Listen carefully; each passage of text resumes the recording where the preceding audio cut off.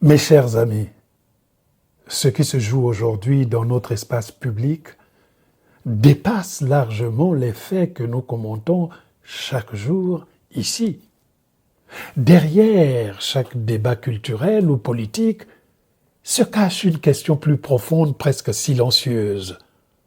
Comment construisons-nous notre mémoire collective? Et surtout, que choisissons-nous d'oublier pour mieux avancer? Nous vivons à une époque où l'information circule plus vite que la réflexion.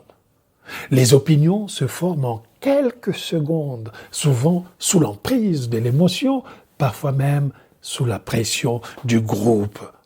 Pourtant, comprendre un événement demande du recul, de la nuance et parfois le courage de remettre en question nos propres certitudes. Or, ce courage devient rare dans un monde où chacun veut avoir raison plus vite que l'autre. L'histoire nous montre pourtant que les sociétés qui refusent le dialogue avec leur propre mémoire finissent toujours par répéter leurs erreurs. Ce n'est pas la mémoire qui divise une nation, c'est son refoulement. Car oublier volontairement, ce n'est pas guérir. C'est simplement retarder une conversation nécessaire.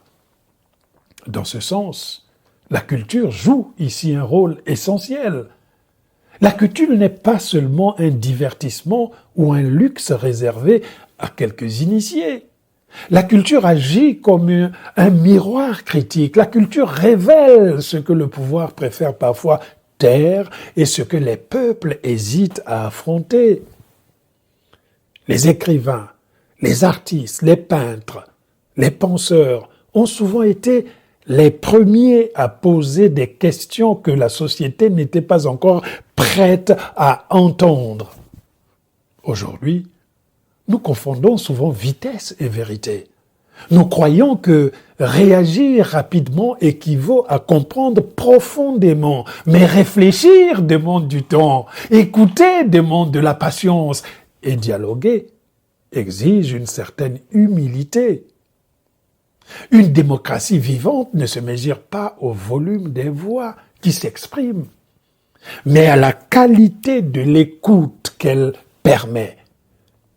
La démocratie repose sur la capacité à accueillir des points de vue différents, même lorsqu'ils dérangent notre confort intellectuel. Sans cette capacité, le débat devient une simple confrontation d'ego. Ce que nous appelons crise aujourd'hui n'est peut-être que le symptôme d'un besoin plus profond, c'est-à-dire celui de redéfinir notre rapport à la mémoire, à l'identité et à la vérité.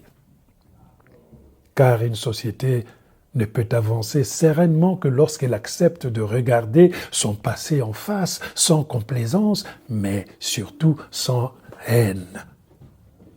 Le véritable progrès ne réside pas dans l'effacement de nos contradictions, mais dans notre capacité à les affronter lucidement.